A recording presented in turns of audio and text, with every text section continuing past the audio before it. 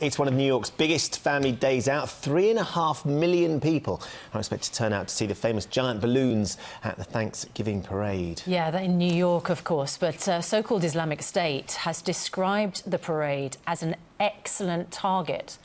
Well, that's horrible words to hear, isn't it? After the horrendous attack in Nice, the city isn't taking any chances today. So more than 80 sand-filled rubbish vans will line the route, and no traffic will be allowed to cross it for the first time in the event's 90-year history. Joining us live from Washington is Sean Henry, former Executive Assistant Director of the FBI. Good morning to you, Sean. Thank you very much for joining us.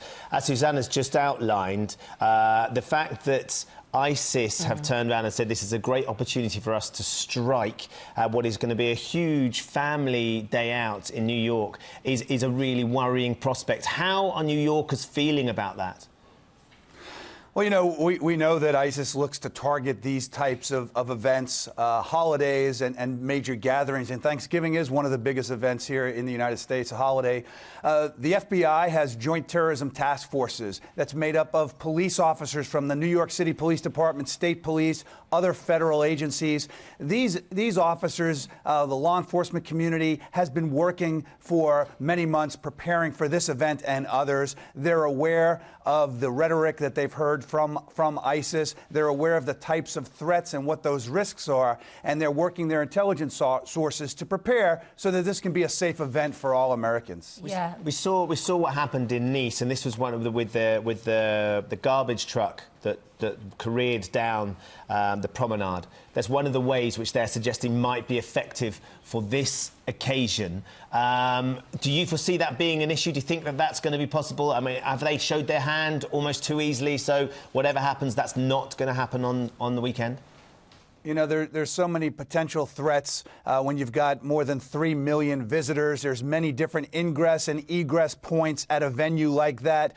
Certainly after seeing what we did in Nice, the NYPD, the police department and the terrorism task force, they are setting up certain barriers, concrete barriers and these types of trucks to prevent the type of attack that we saw. But these agents and officers are looking for many different types of attacks. They're using intelligence to disrupt those who might be planning. They're working on surveillance and doing interviews, those that they believe might be somehow aligned with the jihadi cause. And I'm confident they'll work to break up anything that might pose a threat to this event. Yeah. Where did the specific threat, the excellent target comment by ISIS emerge?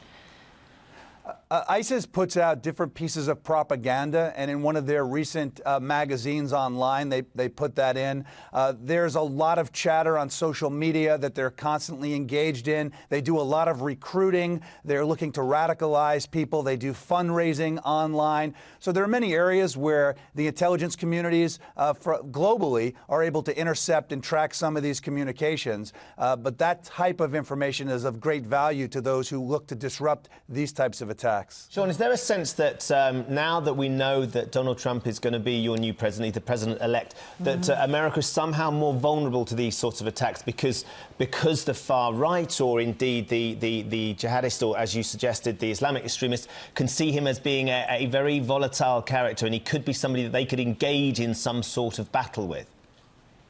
I think that there were some statements that were made during the campaign that might tend to incite these extremists. We know that one of the tenets of their propaganda is this holy war. And if there's some sense that the United States is going to block all Muslims from coming into the country, or to actually remove people or create some type of a list, I think that could be the type of thing that incites them. I think that the other side of the coin says that President-elect Trump is very security conscious. He talks about the southern border of the United States and how to protect and maintain security throughout, and that's a critical component for his administration. So we'll see how this plays out. I think as he becomes a little more moderate, and some of his tone since he's won has moved towards the center, I think that that's helpful in these types of events.